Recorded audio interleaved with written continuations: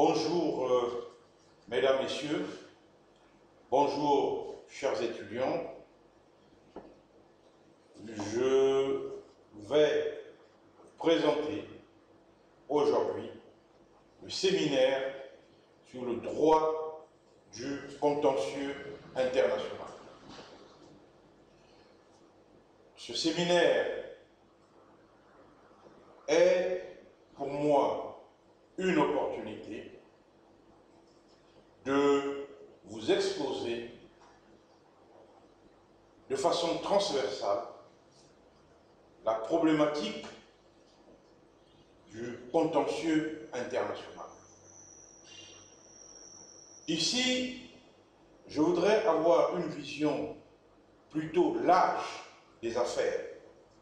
Ce dont il s'agira ici, en termes d'affaires, ce ne sont pas simplement des affaires qui touchent une entreprise. Je ne suis pas dans cette démarche. Je voudrais, en tant que juriste, que vous ayez l'opportunité d'intervenir de façon transversale dans plusieurs dossiers. Qu'il s'agisse des dossiers strictement économiques ou bien d'autres types de dossiers qui impliquent parfois les États. Donc voilà la vision que nous avons du contentieux international. Cette présentation va s'articuler en deux grandes parties. Dans une première partie, nous allons vous présenter ce que nous avons appelé les juridictions judiciaires internationales. Puis, dans une seconde partie, nous vous présenterons les juridictions arbitrales internationales. Voilà la convenance académique que nous avons arrêtée pour la présentation de ce séminaire. Venons-en au propos introductif. Le droit du contentieux international est une branche du droit international qui établit les mécanismes et les procédures par lesquels les acteurs nationaux ou internationaux, selon les cas, peuvent saisir des instances internationales pour s'entendre dire le droit international concernant leur litige. S'entendre dire le droit international concernant leur litige. Donc, nous avons là des instances internationales qui vont appliquer le droit international. Mais il ne faut pas oublier que le droit international est vaste et comporte plusieurs branches. En outre, il ne faut pas oublier qu'il arrive que le droit international convoque plutôt le droit d'un État lorsque l'on met en mouvement les règles de conflit de loi ou les règles de conflit de juridiction telles que prévues dans le droit international. Sur cette base, nous dirons que le contentieux international désigne la catégorie des différends internationaux. Les différends internationaux peuvent être attraits devant une juridiction interne qui pourrait faire application du droit international. C'est le cas de nombreux litiges qui sont liés à la vente internationale des marchandises sur la base de la Convention de Vienne, qui sont jugés par les tribunaux internes. Mais cette application du droit international par un juge interne ne transforme pas ce juge national en juge international. J'insiste pour dire qu'il est tout à fait normal pour le juge national, le juge interne, de faire application du droit international ou du droit communautaire. Le juge interne peut faire application du droit international dans la mesure où celui-ci est considéré comme partie intégrante du droit de l'État. Dans de nombreux cas, le juge interne va se référer à des instruments internationaux, par exemple en matière de droits de l'homme, pour pouvoir fonder sa décision.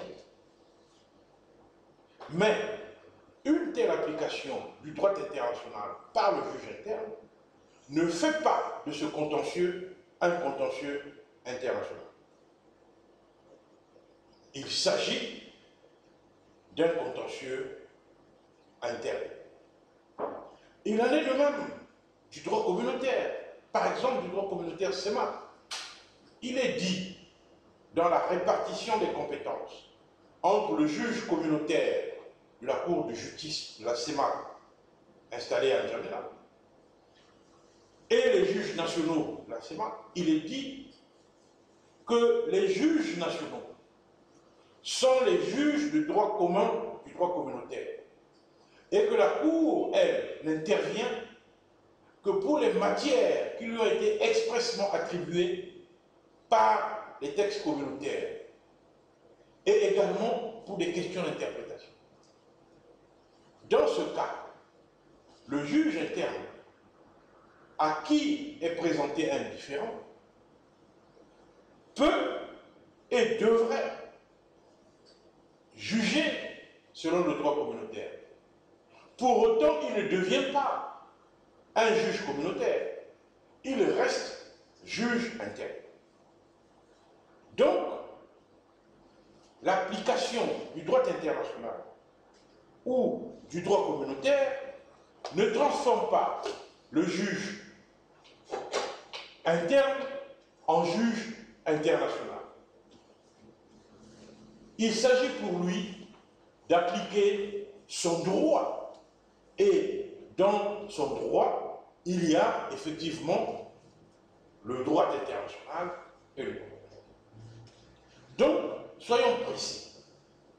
Le contentieux international, lui, il est articulé non seulement sur les différends internationaux, mais aussi sur les juridictions internationales. Deux constats préliminaires s'avèrent donc nécessaires.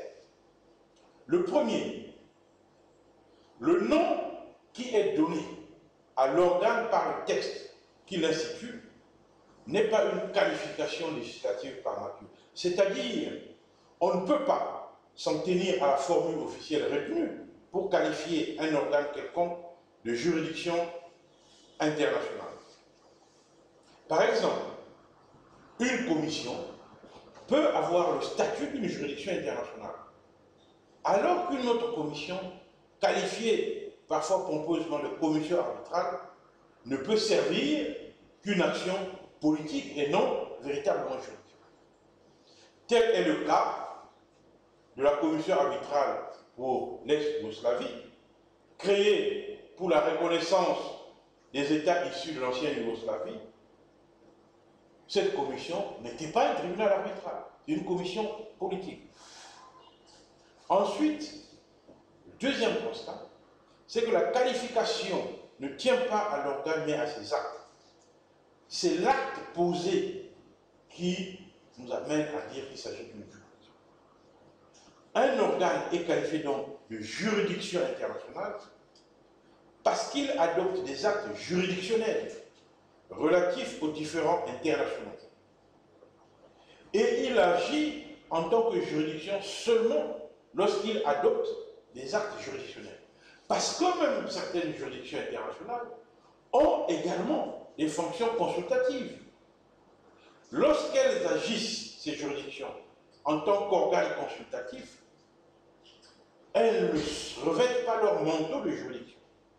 C'est le cas, par exemple, de la Cour internationale de justice, qui, à côté de sa fonction contentieuse, du règlement des différends entre États, a également une fonction consultative pour les organisations internationales qui voudront bien la saisir pour obtenir des avis consultatifs sur des questions de droit international. Donc, une juridiction internationale est un organe qui est appelé à trancher les différends internationaux sur la base du droit international. Et les actes qu'elle pose doivent être des actes juridictionnels. Au bénéfice de ces deux constats, on peut provisoirement définir la juridiction internationale comme l'organe dont la fonction est de mettre fin à un différend international par une décision obligatoire résultant de l'application du droit international. Mettre fin à un différend international par une décision obligatoire sur la base du droit international. Voilà les caractéristiques d'une juridiction internationale. Alors, pour me résumer, le contentieux dans l'ordre international doit se comprendre comme celui qui est opéré par les juridictions internationales pour régler les différends internationaux en application du droit international. Ces juridictions sont nombreuses. On ne pourra pas ici en faire une liste exhaustive, dans la mesure où certaines n'agissent que de façon épisodique. Elles ne sont pas régulières. Certaines juridictions internationales existent, mais elles sont en sommeil. Elles ne peuvent être réactivées que si l'objet de leur existence devient une actualité. Mais nous pouvons, par convenance académique, séparer ces juridictions en deux groupes, qu'elles soient judiciaires ou arbitrales. Le premier groupe comprend ce que nous appelons les juridictions universelles. Et le deuxième groupe comprend ce que nous appelons les juridictions régionales. Les juridictions universelles peuvent se subdiviser à leur tour en trois sous-groupes. Le premier sous-groupe concerne les juridictions universelles civiles et commerciales. Le deuxième groupe concerne les juridictions universelles pénales. Et le troisième groupe concerne les juridictions universelles administratives.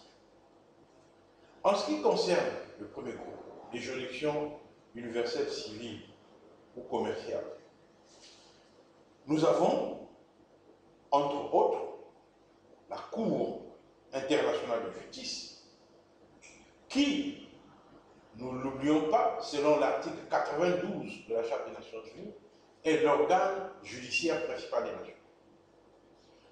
Nous pouvons y mettre également, vous pouvez y loger également, le Tribunal international du droit de la mer, issu de la Convention de Montego Bay. Nous pouvons y loger également l'organe de règlement de différends, qui est la juridiction de l'Organisation mondiale du commerce. Nous pouvons y mettre également le Centre international pour le règlement des différends relatifs aux investissements, qui est une émanation de la Banque mondiale.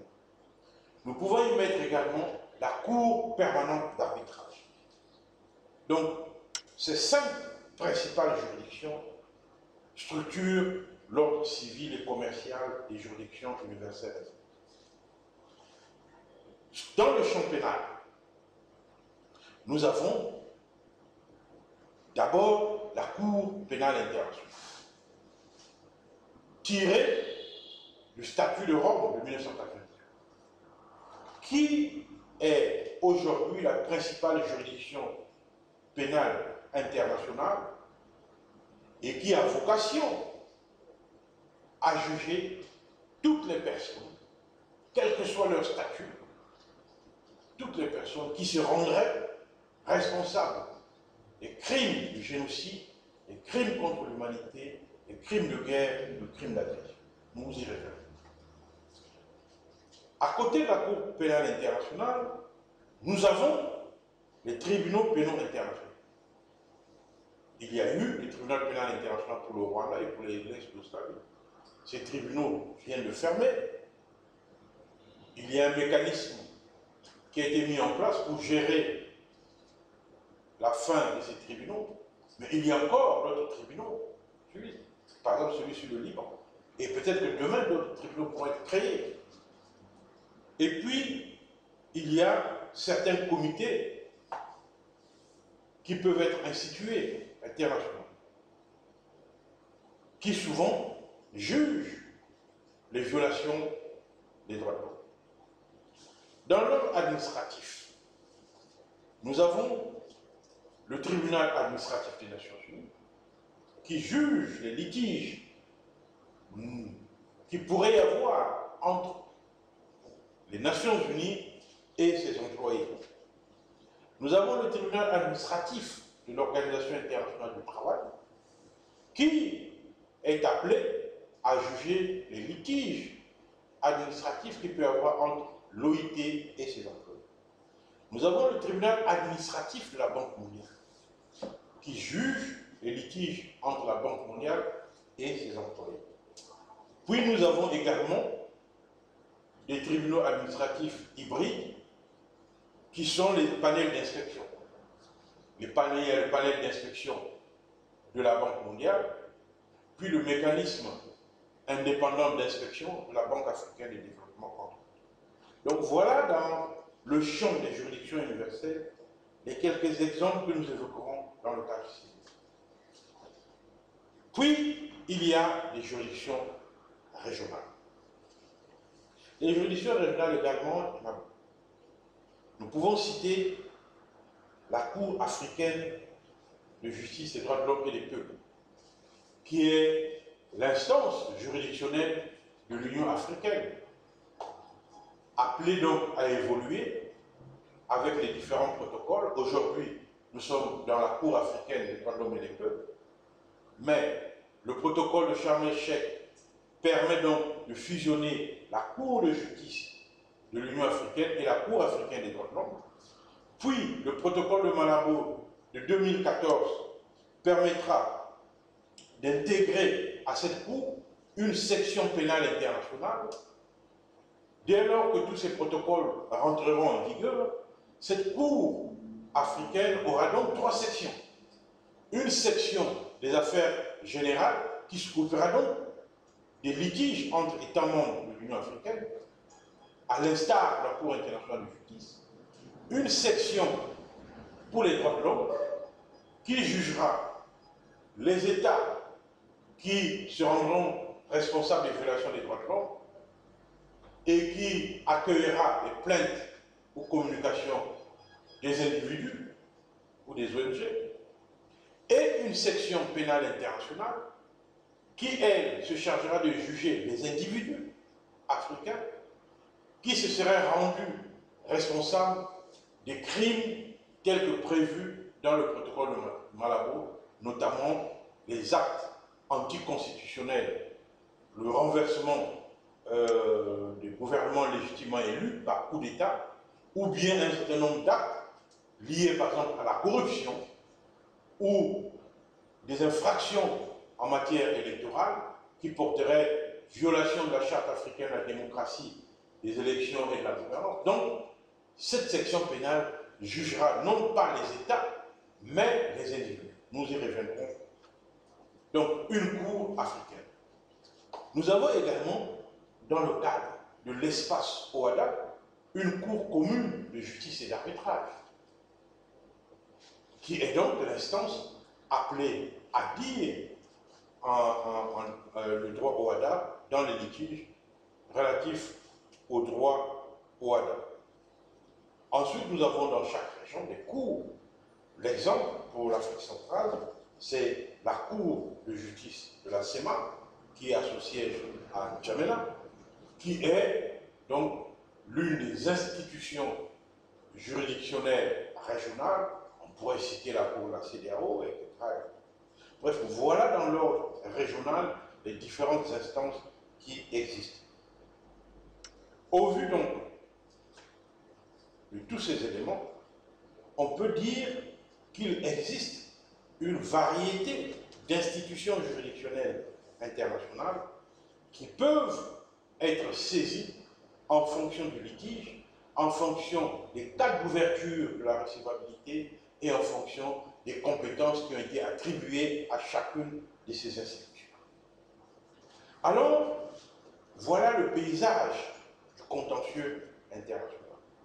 Mais sur quoi il porte souvent ce contentieux international? Premièrement, la définition classique du différend a été posée dès 1924 par la Cour permanente de justice internationale, c'est-à-dire l'ancêtre de la Cour internationale de justice. La définition du différend a été explicitée dans l'affaire des concessions Mavromatis en Palestine, la décision du 30 août 1924, Grèce contre Grande-Bretagne. Que disait la Cour en 1924? Elle dit ceci, je cite, « Un différend est un désaccord sur un point de droit ou de fait, une contradiction, une opposition de thèse juridique ou d'intérêt entre deux personnes. »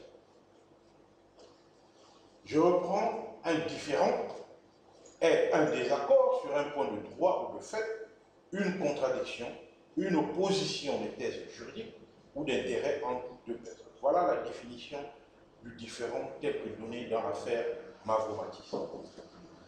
Cette conception n'a jamais été contredite. Même les affaires récentes ont repris cette définition donnée dans l'affaire Mavromatis. Je pourrais citer l'affaire Luchetti contre Pérou devant le tribunal Sirdi, décision du 7 février 2005. Je pourrais citer un arrêt de la Cour internationale de justice du 10 février 2005 dans l'affaire relative à certains biens. C'est l'affaire Liechtenstein contre Allemagne. Donc voyez-vous, cette définition de l'affaire Mavromatis reste toujours d'actualité. Mais, sous l'angle technique, elle a été précisée afin de déterminer la naissance du différend. Cette précision résulte de la réunion de deux éléments. D'abord, la prétention d'une partie et ensuite sa contestation par l'autre. Donc, prétention, puis contestation.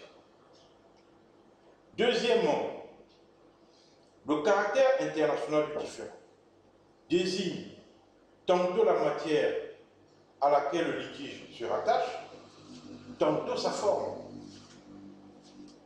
Un litige est matériellement international lorsqu'il comporte un élément d'extranéité.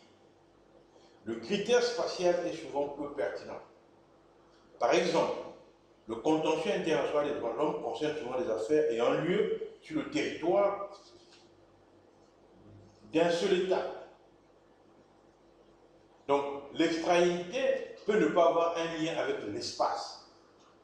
Un contentieux international peut surgir même pour une affaire qui a lieu sur le territoire d'un seul État. C'est le cas en matière Sirdi. Un investisseur peut se plaindre contre un État qui aurait spolié son investissement. Et cette affaire peut être portée devant le tribunal civil. Donc, le critère spatial peut ne pas être pertinent. Le critère personnel n'est guère plus satisfaisant. Le contentieux international ne coïncide pas exclusivement avec le contentieux interétatique, qui n'en constitue d'ailleurs qu'un volet limité. Le contentieux international englobe plusieurs catégories de litiges auxquelles aucun État n'est partie. Par exemple, le contentieux de la fonction publique internationale. Il s'agit d'un contentieux international, mais qui concerne un individu, un employé d'une organisation internationale, qui porte plainte contre son organisation internationale. Par exemple, un employé de la Banque mondiale peut porter plainte contre la Banque mondiale devant les tribunaux administratifs de la Banque mondiale. C'est donc, en fin de compte, par leur objet, que les différends formellement internationaux peuvent être identifiés. La prétention et sa contestation ont toujours la même forme, implicite ou explicite, expresse ou tacite. Elles s'analysent en des propositions composées de deux éléments, l'un variable, l'autre invariable. L'élément variable est ce qui est demandé. L'élément variable est ce qui est demandé. Par exemple, l'emplacement d'une frontière entre deux pays. Et ce qui est contesté, un autre emplacement, la frontière. L'État A dit que la frontière se trouve à tel endroit. L'État B conteste en disant que la frontière se trouve plutôt à tel autre endroit. Ça, c'est l'élément variable. L'élément invariable, quant à lui, est une caractéristique de l'élément variable. C'est-à-dire, lorsque l'allégation est juridique, ce qui est demandé ou contesté est réputé être l'état du droit. C'est-à-dire, lorsque la prétention, l'allégation qui est faite par l'une des parties est juridique, c'est-à-dire la contestation également est réputée être sur ce juridique. Celui qui émet la demande ou le refus prétend que ce qui est demandé ou contesté est ce que le droit prévoit. Dans l'exemple que je donnais tout à l'heure, ce qui est allégué, c'est l'emplacement de la frontière à tel endroit, tel que prévu par exemple par une convention ou une carte signée par les parties ou les ex-puissances coloniales. Donc l'état du droit permet de dire, de mon point de vue, que la frontière est là. Cette allégation juridique est contestée. L'autre partie dit non, non, non. La carte qui est annexée à la convention objet du litige place plutôt la frontière à tel endroit. On a là une demande et une contestation. Par conséquent, le différend est international si l'élément invariable est l'état du droit international.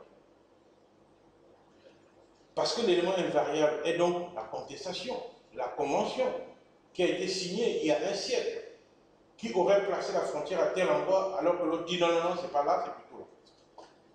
Lorsqu'une personne prétend avoir droit à quelque chose, le contentieux qui résulte de son rejet est international si cet avoir droit relève de l'ordre international.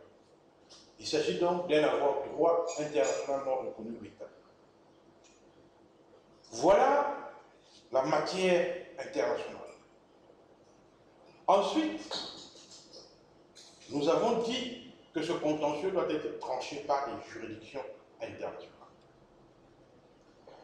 Une juridiction internationale est un organe qui rend des décisions qui ont une autorité de droit international. Des décisions qui ont une autorité de droit international. On peut aisément qualifier une juridiction internationale lorsque son pouvoir de juger est attribué par un acte de droit international. La conséquence de la qualification juridiction internationale est l'applicabilité du droit du contentieux international. Parce que les juridictions internationales qui ont leur siège sur le territoire d'un État ne sont pas des organes de cet État. Parce que ces juridictions sont indépendantes du droit national, de l'État de siège. Le droit national ne régit pas la procédure internationale. Ce n'est pas parce que la Cour internationale de justice est installée à La Haye aux Pays-Bas que la Cour internationale de justice dépendrait du droit des Pays-Bas. Non. Le droit des Pays-Bas n'a aucune influence sur la Cour internationale. Le droit des Pays-Bas ne régit pas la question de la validité des décisions de la Cour internationale. La validité des décisions juridictionnelles internationales ne dépend pas du droit national des États partis ou du droit de l'État de siège où se trouve l'organisation internationale. Cependant, le droit étatique peut être appliqué par la juridiction internationale, comme je l'ai dit. Si le droit international lui-même renvoie au droit étatique d'un pays, on devra alors appliquer ce droit étatique au titre du renvoi d'une règle de conflit de loi. Mais là encore, c'est encore le droit international qui régit la procédure. Mais le droit de l'État est pertinent dans la mesure du renvoi qu'opèrent les règles internationales. Donc, il faut être précis là-dessus. Si, dans les autres cas, le juge international est lié par les règles internationales et qu'il n'est pas par conséquent lié par les règles internes de l'État, il peut tout de même les prendre en considération, notamment lorsque la règle de conflit de loi le renvoie vers ce droit étatique. Ces règles internes constituent alors, pour le juge international, un élément factuel comme les autres. Ainsi, par exemple, la sanction pénale étatique attachée aux fausses déclarations écrites, l'affidavit, peut être prise en compte dans le procès international pour apprécier leur force preuve. Toutefois, disons-le, les juridictions internationales sont à l'abri de tout recours devant les juridictions nationales. Les juridictions internationales sont à l'abri de tout recours devant les juridictions nationales. À l'inverse, notamment dans le domaine des droits de l'homme, la saisine de l'instance internationale doit être précédée de l'épuisement des voies de recours internes. Cela veut dire que le justiciable, le requérant, devra préalablement saisir d'abord le juge interne avant d'aller devant le juge international. Et s'il ne l'a pas fait, le juge international ne pourra pas examiner son cas et devra le renvoyer devant le juge interne pour qu'il épuise les voies de recours internes. C'est un préalable procédural important. Mais cela veut dire également que le juge international, qui sera saisi plus tard, après épuisement de voies de recours internes, se prononcera sur les diverses décisions qui ont été rendues en interne. Il appréciera le résultat judiciaire obtenu en interne. Donc, dans ce cas, on peut dire que les décisions internes, les décisions du juge interne, pourront être examinées par le juge international, mais qui seront toujours considérées comme un fait devant lui. On peut donc retenir que les juridictions internationales sont soumises au droit du contentieux international.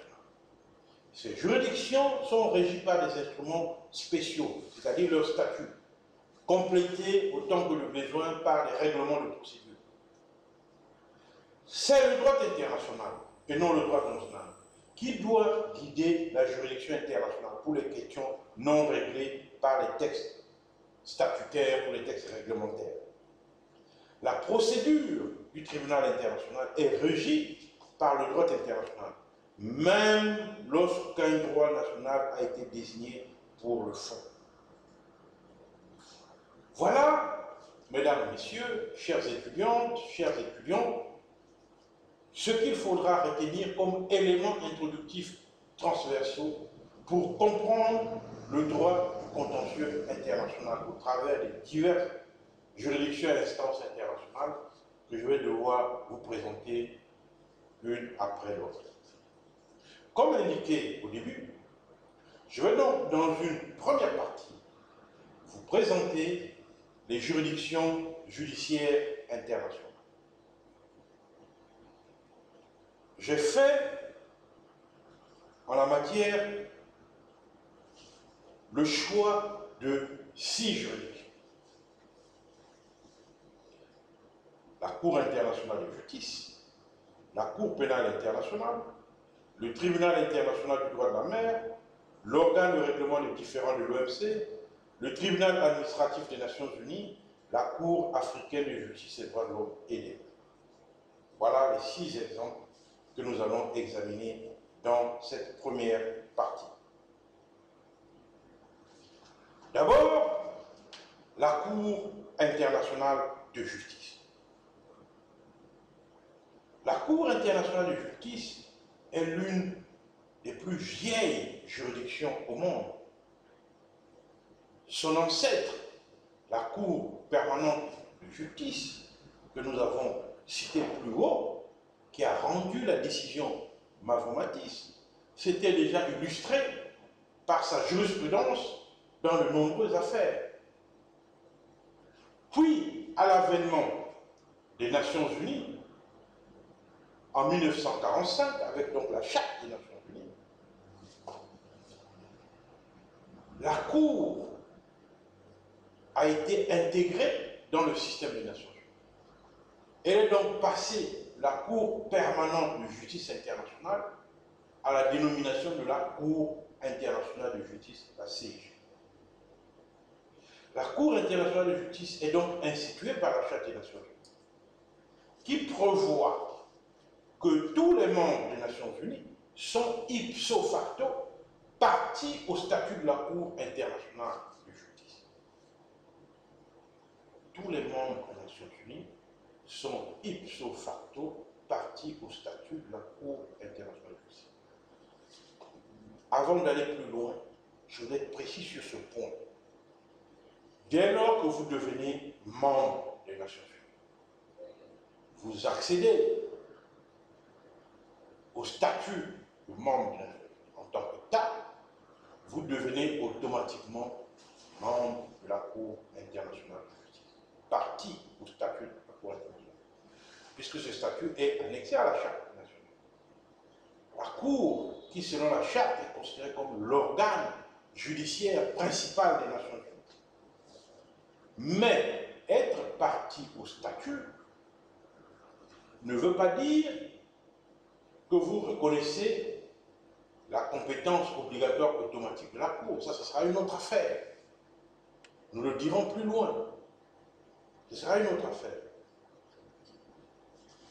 Le fonctionnement et la composition de la Cour sont régis par le statut, ainsi que le règlement que la Cour a elle-même élaboré.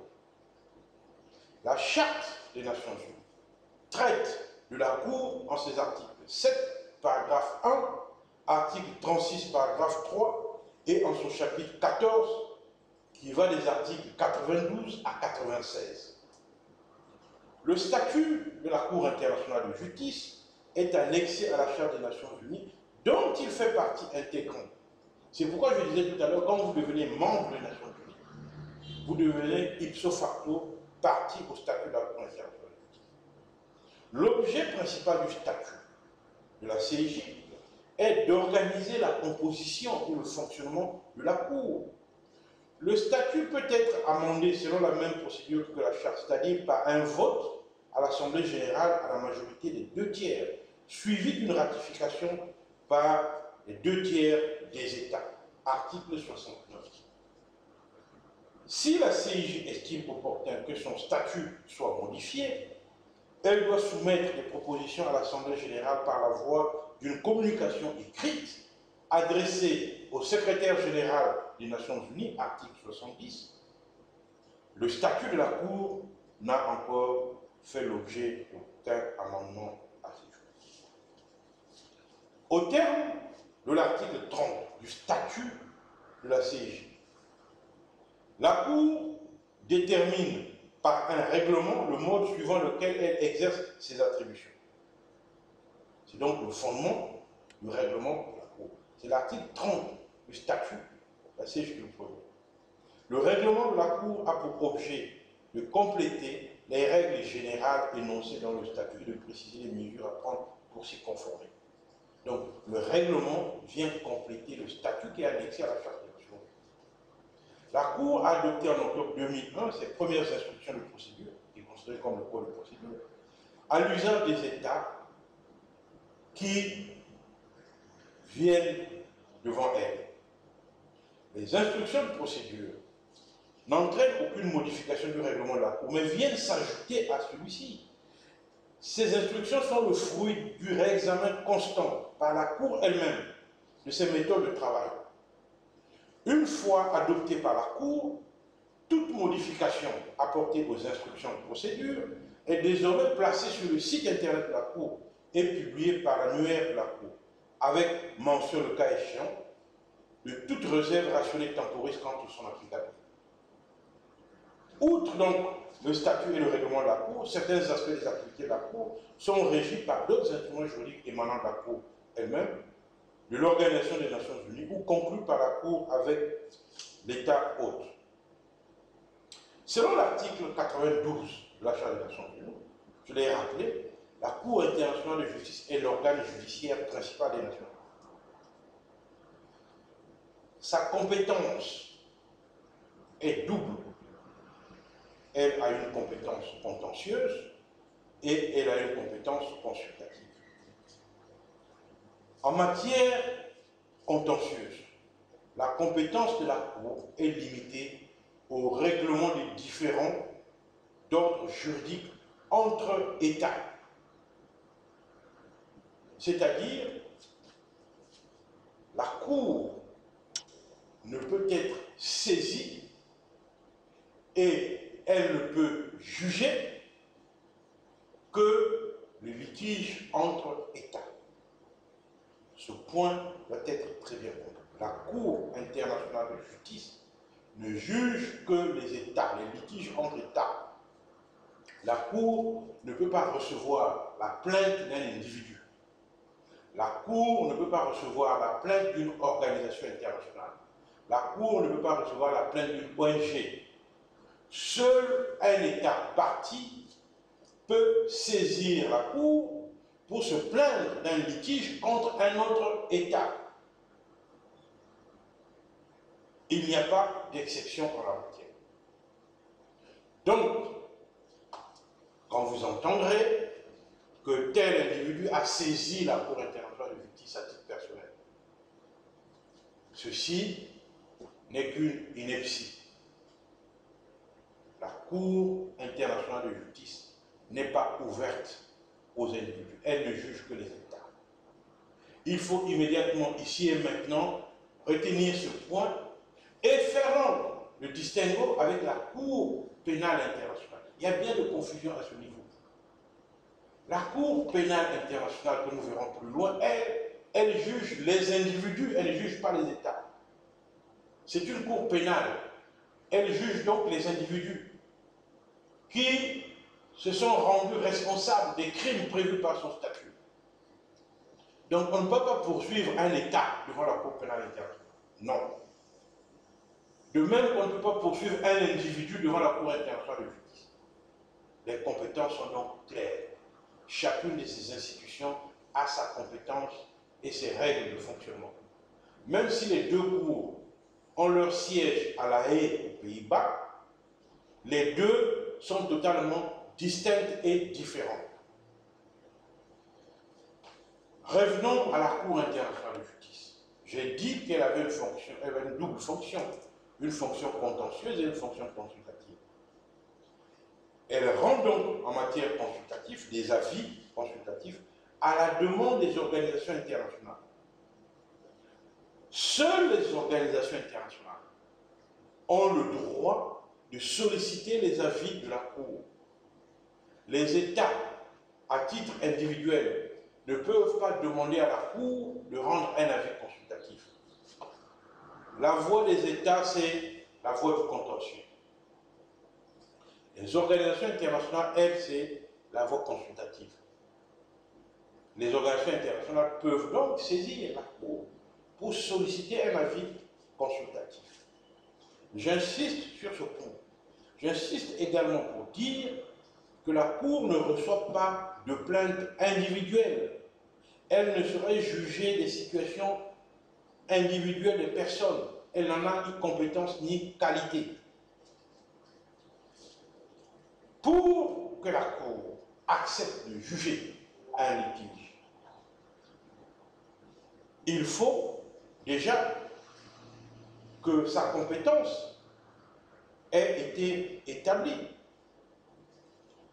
L'article 36, paragraphe 2 du statut prévoit la possibilité pour un État parti de notifier à la Cour,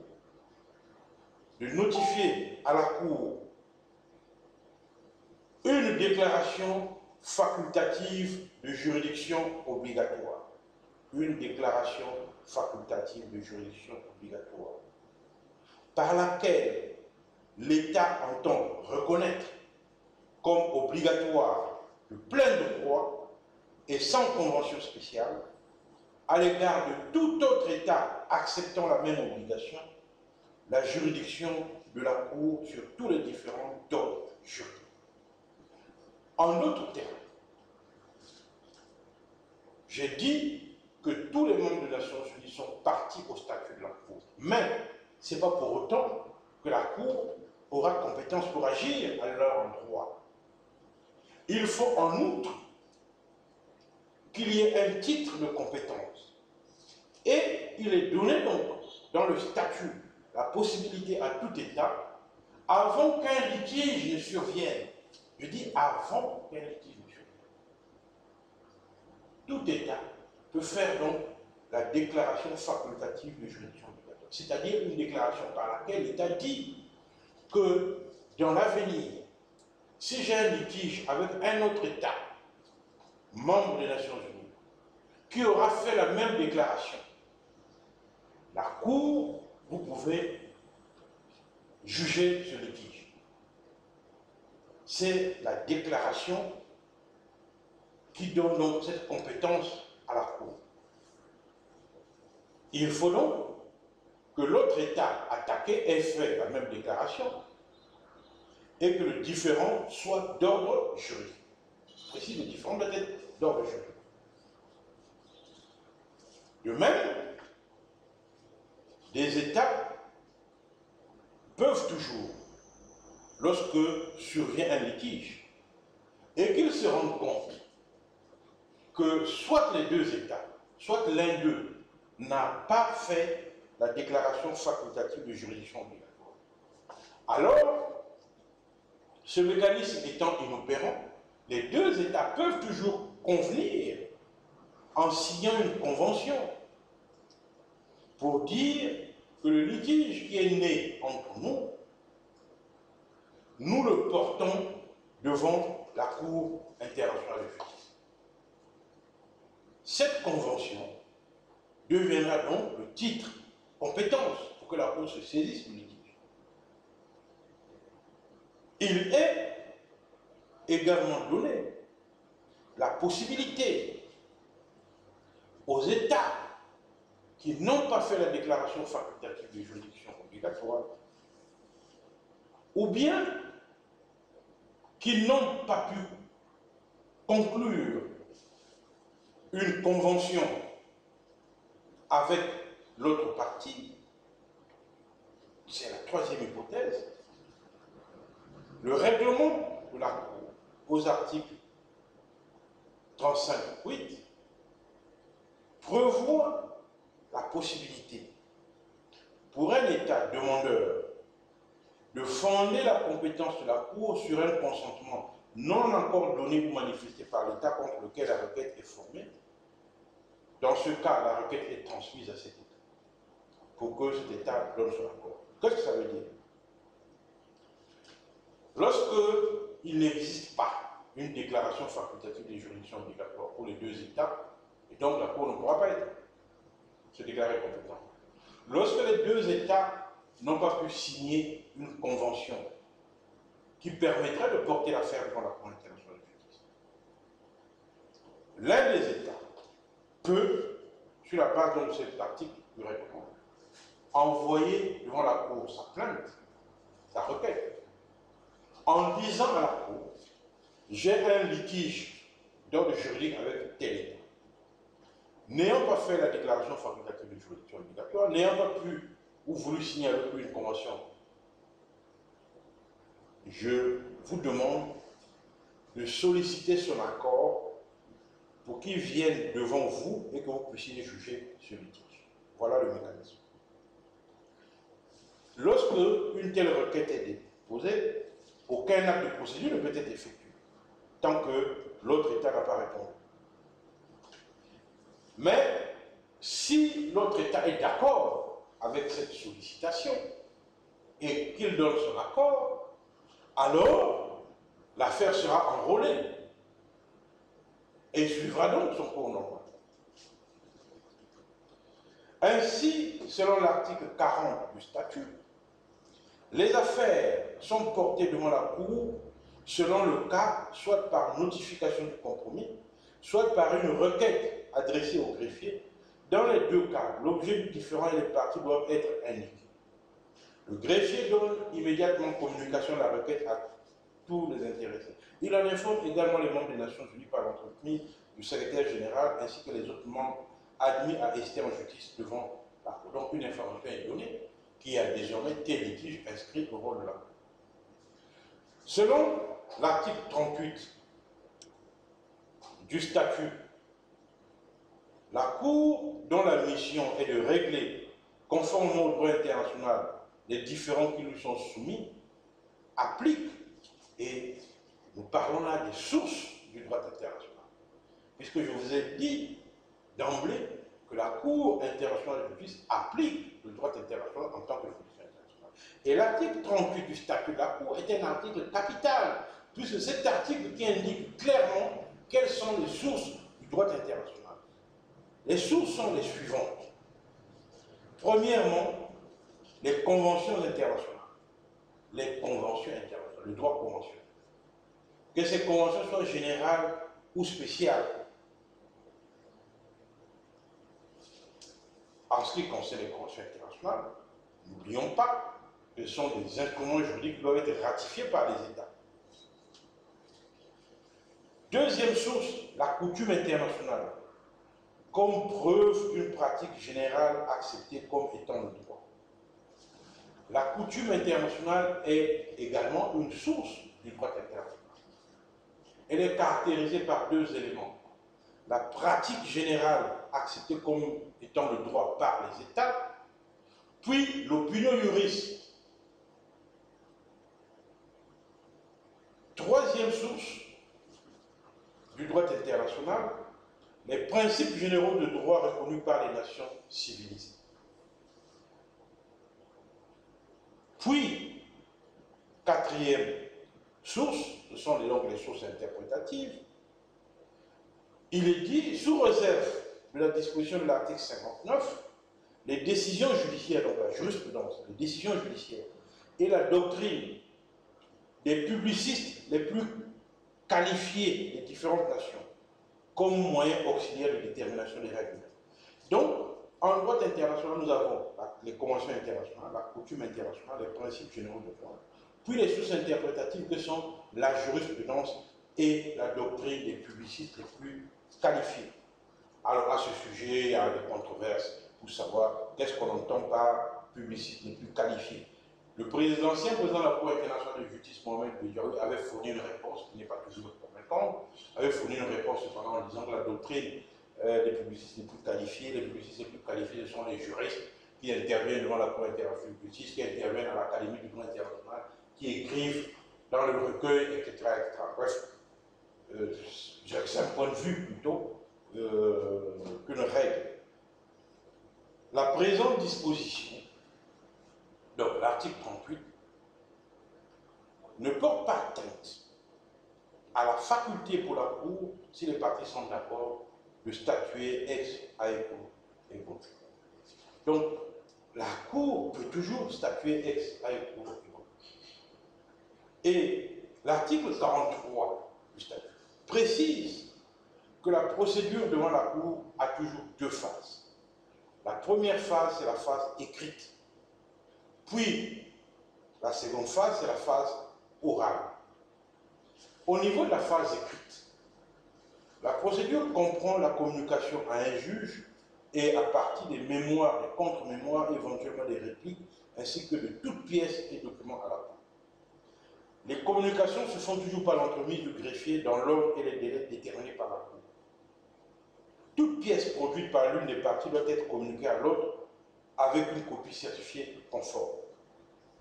Après cette partie écrite viendra donc la procédure orale. C'est donc l'audition par la Cour des témoins, des experts, des agents, des conseils et des avocats, et donc la phase de plaidoirie qui s'ensuit jusqu'à la clôture de la procédure orale. La Cour internationale de justice, ayant donc reçu les documents écrits, ayant entendu les parties et leurs conseils, ayant entendu les témoins et les experts, va donc délibérer et rendre sa décision. Rappelons que selon l'article 59 du statut, la décision de la Cour n'est obligatoire que pour les parties en litige et dans le cas qui a été décidé. Il y a donc un effet relatif de la décision, mais elle a l'autorité du droit international, cette décision. L'arrêt de la Cour est définitif et sans recours. Il n'y a pas de voie de recours lorsqu'une décision de la Cour internationale de justice est rendue. En cas de contestation sur le sens et la portée de l'arrêt, l'article 60 prévoit qu'il appartient à la Cour de l'interpréter à la demande de toute partie. Alors, attention, l'interprétation n'est pas la contestation de fond. C'est-à-dire qu'il ne s'agit pas de dire à la Cour de revenir sur sa décision ou de modifier sa décision. La décision qui est rendue, elle est définitive, une fois pour toutes. Mais il peut y avoir une mauvaise interprétation. Alors, la Cour elle-même peut être saisie par une partie pour qu'elle interprète le sens qu'elle donne à tel ou tel paragraphe, à tel ou tel mot utilisé dans sa décision. La Cour peut aussi interpréter la portée de sa décision. Il ne s'agit pas de la remettre en cause, il ne s'agit pas de casser la décision. Il s'agit de l'interpréter pour qu'elle soit appliquée de façon correcte. Il est également prévu à l'article 61 la possibilité pour la Cour de réviser son arrêt. Réviser son arrêt. Alors, la révision n'est pas la cassation. Attention. La révision, ce n'est pas la cassation en matière internationale. Il s'agit ici d'un cas où l'une des parties découvre un fait de nature à exercer une influence décisive. Si cet élément, avant le prononcé de l'arrêt, était inconnu de la Cour et de la partie qui demande la révision, sans qu'il y ait de sa part faute à l'ignorer, c'est ça la demande de révision. C'est-à-dire que la décision a été rendue, elle est définitive, mais il y a l'existence d'un fait nouveau qui fait que la partie qui demande la révision n'était pas au courant de ce fait. La Cour elle-même n'était pas au courant. Nouveau. On peut donc demander une révision. N'oublions pas que la procédure de révision s'ouvre par un arrêt de la Cour. La Cour doit être saisie. Elle doit d'abord elle-même se prononcer sur la possibilité de cette révision avant qu'elle ne dise le droit sur la révision. Il est essentiel de bien comprendre le sens de l'interprétation et de la révision, qui ne sont pas la cassation. Attention. Par exemple, une partie peut découvrir que le tracé d'une rivière, tel que ça a été présenté, n'est pas correct. et qu'on vienne à découvrir peut-être une carte que ni la Cour ni la partie qui demande n'était au courant de l'existence de cette carte. La Cour peut être amenée à réviser sa décision en corrigeant le tracé en fonction de la nouvelle carte qui vient d'être découverte. Il ne s'agit pas de modifier ou de casser la règle. Il s'agit de corriger les erreurs qui peuvent se glisser dans des décisions qui sont extrêmement complexes et longues. Sans qu'il soit nécessaire ici, et ce serait fastidieux, comprendre. Il est essentiel de bien comprendre le rôle et les missions de la Cour internationale de justice au sein du système de nations. La Cour internationale de justice est l'organe judiciaire principal des Nations Unies. Il est donc, pour tout juriste, important d'avoir à l'esprit qu'elle est au service des Nations Unies, que la CIJ est au service des buts et missions des Nations Unies. Elle ne peut pas, par conséquent, être considérée comme un organe à part. Elle est pleinement intégrée dans les valeurs et principes des Nations Unies. Elle ne peut se détacher de la logique des Nations Unies. Car il s'agit là d'une tâche que la Charte lui a expressément assignée, être le juge principal du système des Nations Unies. Donc, même poussé par une soif inextinguible de justice, saisir la Cour internationale de justice en matière contentieuse pour un État est toujours une action risquée. On ne peut pas aller devant la Cour avec des certitudes. Il y a toujours une part d'aléa. Le droit international est ancien. Il est complexe et évolutif. Les États, je dirais les conseils, lorsque vous aurez à conseiller un État pour qu'il aille devant la Cour internationale de justice, il est important que vous ayez pris le temps d'observer, d'évaluer les chances de succès au regard du droit international. Aller devant la Cour internationale de justice, qui est l'une des plus prestigieuses juridictions dans le monde, ne saurait être le résultat d'une aventure. Le droit international doit être étudié avec beaucoup de rigueur. Les arguments de la partie doivent être pesés et sous-pesés. Parce que, naturellement, c'est un fardeau financier pour l'État pour aller devant un tel tribunal. Ça ne peut donc pas être fait à la légère. Malgré, cependant, le fait qu'on prenne toutes les précautions, je dis rien, alors rien ne peut vous assurer que la Cour mondiale, comme on l'appelle bien souvent, qui est elle-même empêtrée dans ses subtilités juridiques et une procédure parfois labyrinthique, acceptera d'examiner la requête déposée devant elle. On n'est jamais sûr de la recevabilité de sa requête devant la Cour internationale de justice. On n'est jamais sûr que la Cour se déclarera compétente. Ce n'est jamais une évidence, d'ailleurs. Souvenez-vous qu'à chaque fois que vous irez devant la Cour internationale de justice, qu'il y a toujours un risque, une part d'aléa. Pourquoi? Parce que seul juge de sa compétence et soucieuse de son intégrité judiciaire, la Cour n'est pas tenue de juger toutes les causes qui lui sont présentées par les États. Quelles que soient les injustices subies ou alléguées par ceux-ci, l'accès à la Cour n'est jamais exempt de tourments et d'inquiétudes pour tout requérant. Ce n'est jamais une affaire simple, une affaire pliée. Il faut toujours prendre le temps d'apprécier la pertinence de sa saisine. En 1996, évoquant les difficultés des États devant l'organe judiciaire principal des Nations Unies, à l'Académie de droit international de La Haye, l'ancien président de la Cour internationale de justice, Mohamed Bedjaoui, avertissait sur ce point en disant qu'en matière judiciaire, en effet, la précipitation n'est pas une vertu. En matière judiciaire, en droit international, la précipitation n'est pas une vertu. Cela est plus vrai encore s'agissant de la justice internationale. Si souvent confrontée à des phases procédurales complexes vers lesquelles les États la poussent. Lisez le recueil des cours de l'Académie de droit international de 1996, page 26.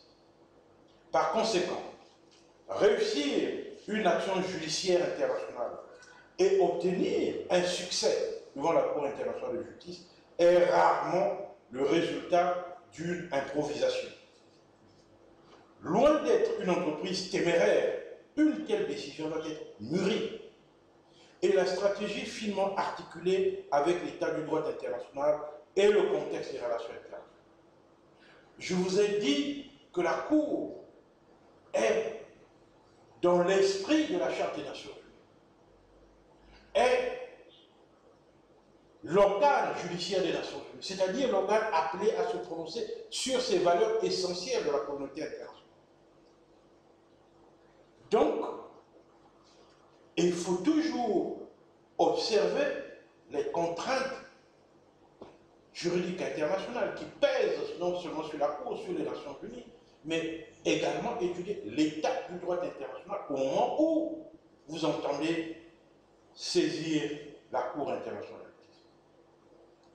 Robert Kolb, dans son volumineux ouvrage sur la Cour internationale de justice, publié en 2014 chez Pennon, dit à la page 7, la Cour internationale de justice est de plus en plus sous le feu des projecteurs. Les médias la mentionnent non sans de fréquentes confusions. La population en a vaguement entendu parler, bien qu'elle n'en sache pas grand-chose. Cet intérêt élargi est dû en bonne partie au fait qu'une série de questions importantes et hautement politiques ont été soumises à la haute juridiction de la Haye ces dernières années. Fin de citation. Donc bien souvent on parle de la CIJ sans vraiment connaître ce qu'elle est effectivement, qu'est-ce qu'on peut attendre d'elle. Elle est compétente en quoi? Qui peut aller, qui a qualité pour rester devant la CIJ? Parfois les ONG se précipitent en déclarant qu'elles vont aller déposer une plainte devant la Cour internationale de justice. Parfois certains États, poussés par des conseils peu formés, s'empressent d'aller déposer des requêtes sans comprendre les conditions de recevabilité de celles-ci, les questions de compétence. Et à la fin, l'on est surpris des désagréments lorsque la Cour rejette la requête ou lorsqu'elle dit qu'elle n'est pas compétente. Ce n'est pas parce que vous êtes membre des Nations Unies que la compétence est automatique. Je vous l'ai dit, il faut qu'il y ait le titre de compétence, soit par la déclaration facultative de juridiction obligatoire, soit par une convention signée, soit au titre d'une sollicitation. Donc, toutes ces questions sont importantes, voyez-vous. Alors, parfois, on est ému en disant « oui, mais nous avons tenté, mais les juges ont été influencés par quelle grande puissance ?» Non, parce que l'examen des éléments de recevabilité et de compétence n'a pas été soigneusement mené. Directement ou indirectement, l'existence et l'exercice de la fonction juridictionnelle de la Cour posent en filigrane la question de la confiance que les États lui accordent. Mais vous le savez, mesdames, messieurs, par essence, les États sont méfiants et sourcilleux de leur souveraineté respective. Certes, la Cour ne peut pas combler tous les espoirs placés en elle, notamment par ceux pour qui une justice internationale demeure le seul rempart contre la force et les ingérences arbitraires, surtout néocoloniales. Cela s'est vérifié dans de nombreuses affaires où la Cour, parfois, malheureusement, a fait preuve de frilosité en adoptant une attitude d'autolimitation dictée par des considérations de politique judiciaire. Parce qu'elle considérait elle-même le différend comme politiquement sensible, soit du fait de son objet, soit en raison des parties au litige, notamment lorsqu'il y a dans un litige la présence d'un membre du Conseil de sécurité de l'ONU. Et surtout parce que d'autres solutions étaient envisageables. La Cour a plusieurs fois évité de statuer au fond en s'enlisant dans les exceptions préliminaires ou en renonçant à sa propre compétence. La Cour est consciente elle-même des limites actuelles du droit international et de son incapacité à résoudre véritablement tous les problèmes sous-jacents à certains différends dont elle est de plus en plus saisie. Notamment certaines problématiques qui mobilisent aujourd'hui une diversité d'acteurs bruyants et peu enclins à respecter l'autorité de la Cour et la souveraineté des États. Le chapitre 2 du statut règle les questions de compétence de la Cour en indiquant en substance que celle-ci est seule juge de sa compétence. La Cour est seule juge de sa compétence pour régler, conformément au droit international, toutes les affaires relatives aux différents ordres juridiques, ayant pour objet l'interprétation d'un traité, tout point du droit international, la réalité de tout fait, s'il était établi, constituerait la violation d'un engagement international et la nature ou l'étendue de la réparation due pour la rupture d'un engagement international. L'accès à la Cour est une question d'ordre public, devrait être soulevée d'office. Elle se situe généralement au stade préliminaire de l'examen judiciaire. Ainsi, l'article 34, paragraphe 1er, et l'article 35 du statut établissent clairement que ce sont les États seuls qui peuvent rester devant la Cour. L'article 34, paragraphe 1er est clair. Seuls les États peuvent rester devant la Cour. Ni les individus, ni les ONG, ni les organisations internationales ne peuvent déposer une plainte en matière contentieuse devant la Cour.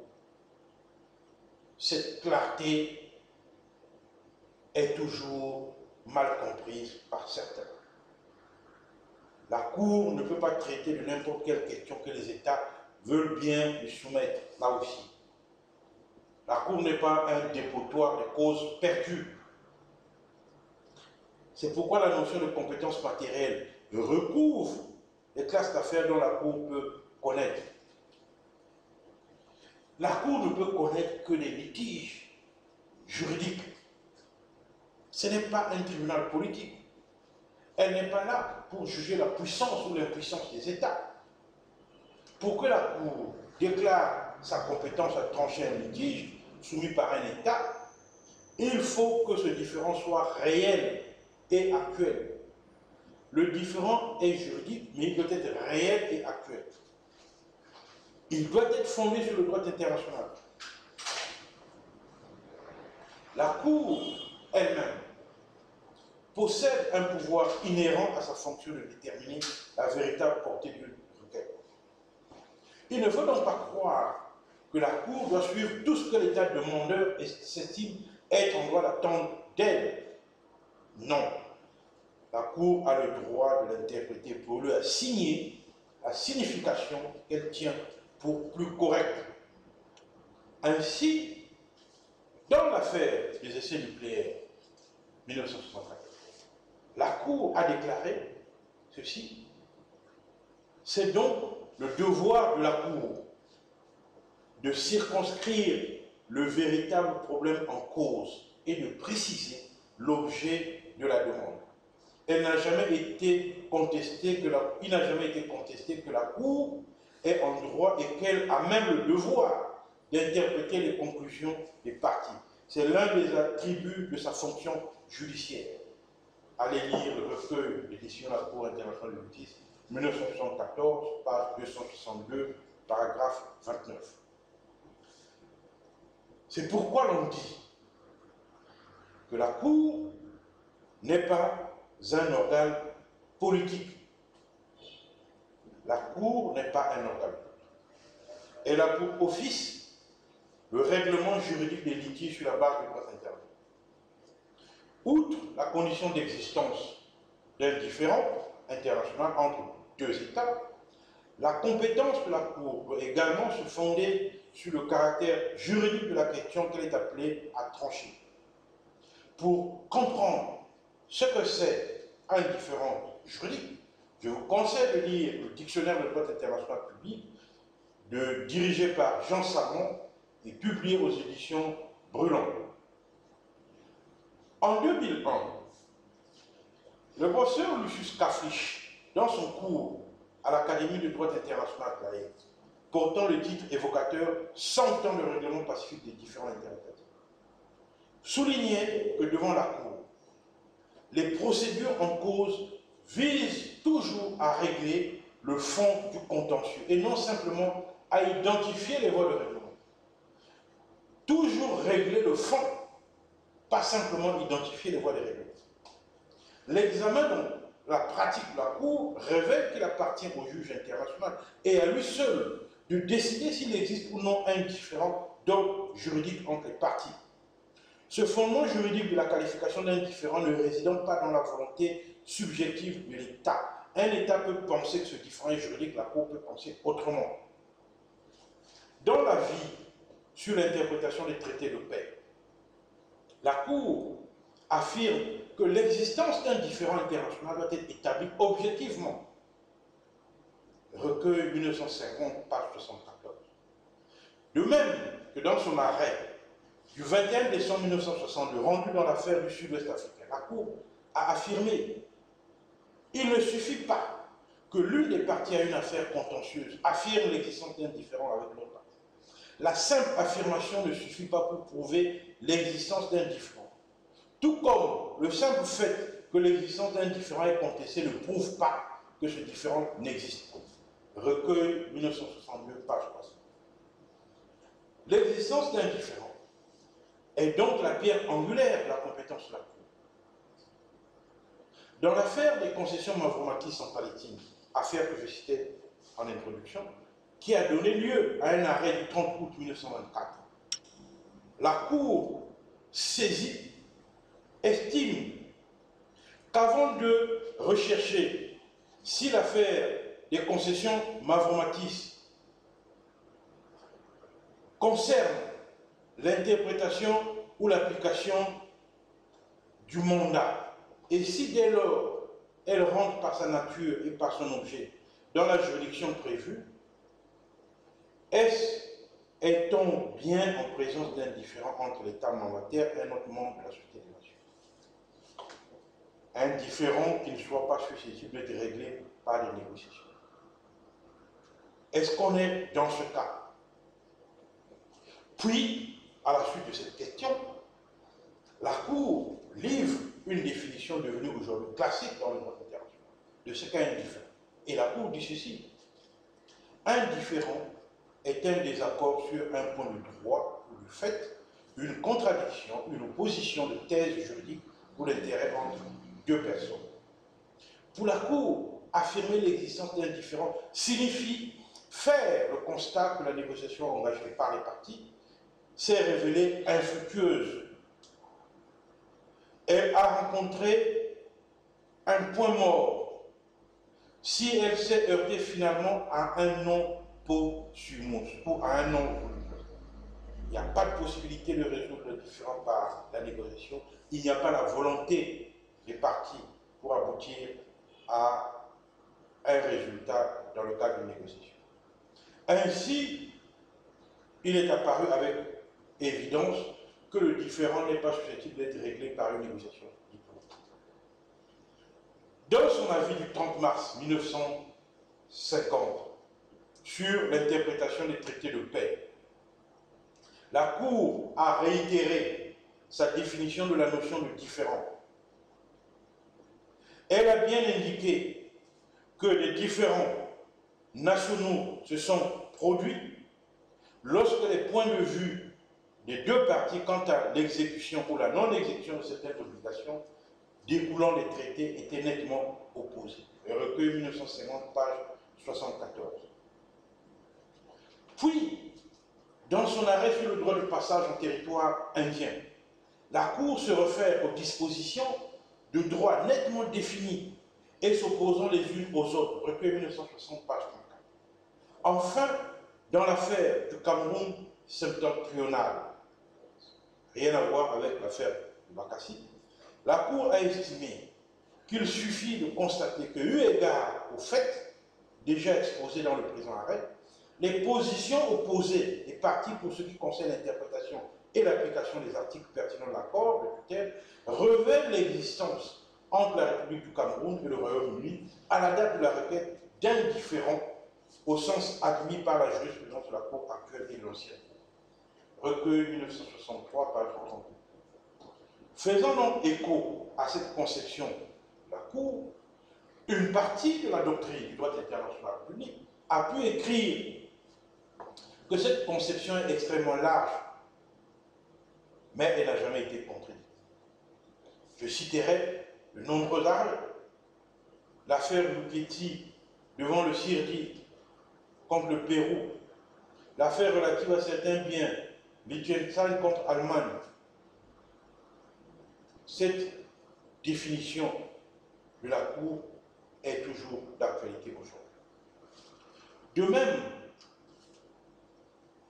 comme le dit les professeurs Jean Combako et Serge Sûr dans leur ouvrage de droit international public, publié aux éditions Mon Chrétien, page 556, et dit ceci: le désaccord, l'opposition ne sont constitutifs d'un différend que s'ils se manifestent à l'occasion d'une réclamation adressée par un État à un autre et à laquelle celui-ci refuse de faire droit. Le contentieux international n'inclut ni les disputes abstraites, ni même les différences d'appréciation de la conduite à tenir dans une espèce déterminée. Son concept implique l'expression des prétentions et pas seulement des thèses contradictoires. Et, ajoute-t-il, le différend n'apparaît que là où un État réclame d'un autre un certain comportement et se heurte au refus de celui-ci. En conclusion, l'existence du différend entre deux États ne suffit pas pour asseoir la compétence de la Cour.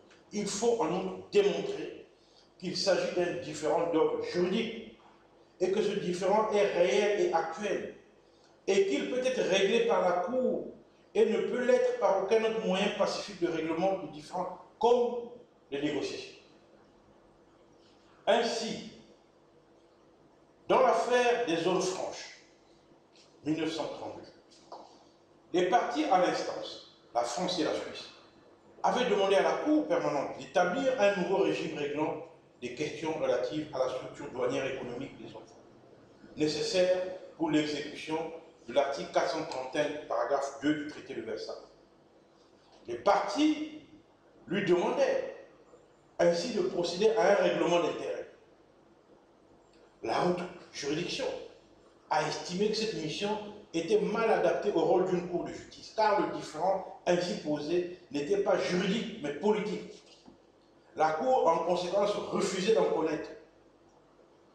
De même, dans l'affaire Aya de la Torre, 1950, la Cour a refusé de statuer sur les modalités par lesquelles l'asile octroyé à une personne dans une ambassade pouvait prendre fin. Car, a dit la Cour, c'est un choix entre elles, entre les parties. Ce choix ne pourrait pas être fondé sur des considérations juridiques, mais seulement sur des considérations de nature pratique ou d'opportunité politique. Il ne rentre pas dans la fonction judiciaire de la Cour d'effectuer ce choix. Recueil 1951, page 63.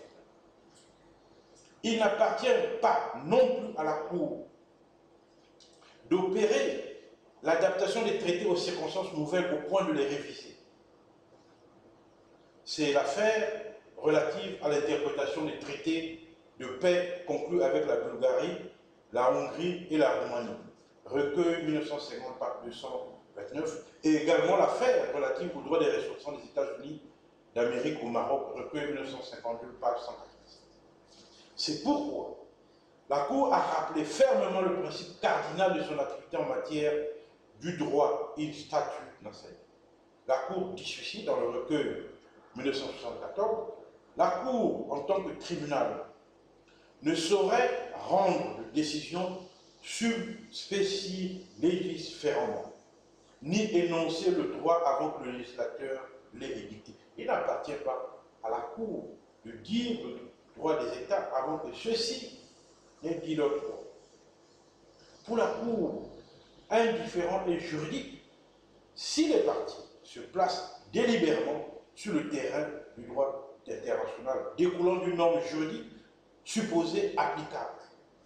Si la revendication de faire ou de ne pas faire, de partir ou de déclarer, est formulée selon la base d'une norme ou d'un principe du droit international, le litige, alors, peut être tranché par une juridiction.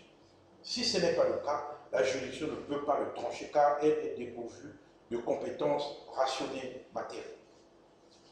C'est pour cette raison que dans l'affaire des activités armées frontalières et transfrontalières, l'affaire Nicaragua contre Honduras de 1988, la Cour utilise une formule large.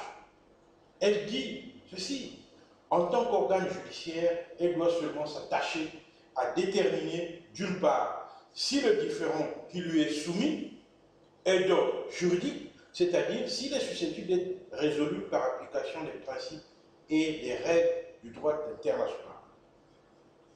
Recueil 1988, page 91, paragraphe 50.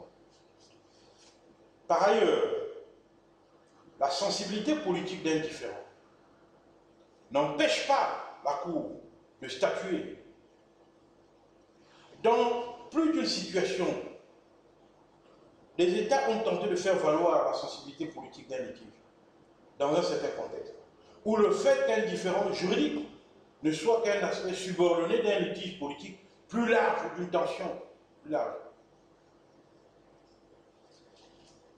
Pour amener la Cour à ne pas trancher au motif que, mais la question juridique que vous voulez trancher, messieurs, mesdames de la Cour, cette question est une infime partie d'un différend politique qui nous habite. Mais la Cour a toujours refusé ce raisonnement. La Cour refuse la théorie de la contamination politique sur le juridique. Elle estime qu'elle peut et qu'elle doit traiter les aspects juridiques du litige une fois qu'elle est ordinairement saisie. La Cour a maintenu cette position, y compris dans l'avis consultatif relatif aux conséquences juridiques de l'édification d'un mur dans le territoire palestinien occupé. L'avis consultatif de 2004, page 152 et suivant. En vérité, les considérations d'opportunité entrent forcément dans l'office du juge international, ça c'est clair. Mais la Cour a toujours pensé son office en corrélation avec l'apaisement des tensions internationales, l'ajustement des situations conflictuelles. La spécificité de la fonction judiciaire d'un organe des Nations Unies se trouve bien là. La Cour a une certaine liberté vis-à-vis des prétentions et des allégations des États. Non seulement elle n'est pas liée par les qualifications que les parties lui soumettent, ce qui est un principe de procédure judiciaire assez largement partagé, mais elle reste maîtresse de l'opportunité même de juger. Elle reste maîtresse de l'opportunité même de juger. Ne décelant pas nécessairement matière à juger là où les États pourraient en voir. Par exemple, dans l'affaire des essais nucléaires, la Cour a considéré qu'il lui appartient, après avoir écouté les parties, de circonscrire le véritable problème en cause. Ainsi, lors de l'examen de la demande d'avis sur certaines dépenses des Nations Unies, la Cour a estimé avoir proclamé son pouvoir de statuer sur la question de la conformité des dépenses avec la charte, qu'elle devait voir si elle croit opportun de l'aborder. Plus loin, la Cour déclare plus explicitement encore qu'elle doit avoir la pleine liberté d'examiner tous les éléments pertinents dont elle dispose pour se faire une opinion. Cette liberté de la Cour dans l'appréciation des termes et de la portée des éléments de litige qui lui sont soumis par les États a été bien mis en exergue par le juge Lothaire Page, qui, dans une opinion individuelle, dans l'arrêt du Sud-Ouest africain 1956, Le juge n'opère pas dans son opinion individuelle dans l'affaire relative à l'audition des pétitionnaires par le comité du Sud-Est. Il considérait dans cette opinion que la Cour possède une latitude considérable pour interpréter la question qu'on lui pose ou pour formuler sa réponse de manière à rendre son rôle utile et efficace. Voyez-vous, la haute juridiction internationale est souveraine. Elle est seule juge de sa compétence. C'est à elle qu'il appartient de décider de sa compétence et de la recevabilité de toute requête déposée devant elle. Elle est donc dans la recherche constructive d'un rôle utile et efficace pour les États et la communauté internationale dans son ensemble. Elle n'est pas un organe politique. Dans l'affaire du Sahara occidental, elle dit que sa fonction est de donner un avis dès lors qu'elle aboutit à la conclusion que la question qui lui est posée est pertinente, qu'elle a un effet pratique à l'heure actuelle et qu'elle n'est pas dépourvue d'objet ou de but. Donc la Cour ne cherche pas à traiter des questions abstraites. Elle n'est pas là pour gérer les affaires politiques. La Cour internationale de justice, en tant qu'organe judiciaire principal des Nations Unies, ne traite que des questions juridiques que l'État demande en fonction des règles de compétence et de recevabilité qui sont consignées dans les divers documents que je viens de vous exposer. Voilà donc la place de la Cour internationale de justice dans l'ordre juridique international. L'intérêt pour vous,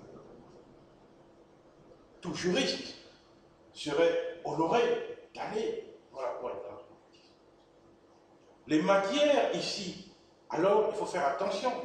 Bien souvent, certains croient que les matières qui peuvent aller devant la Cour internationale de justice étaient des matières de droit public. C'est totalement faux.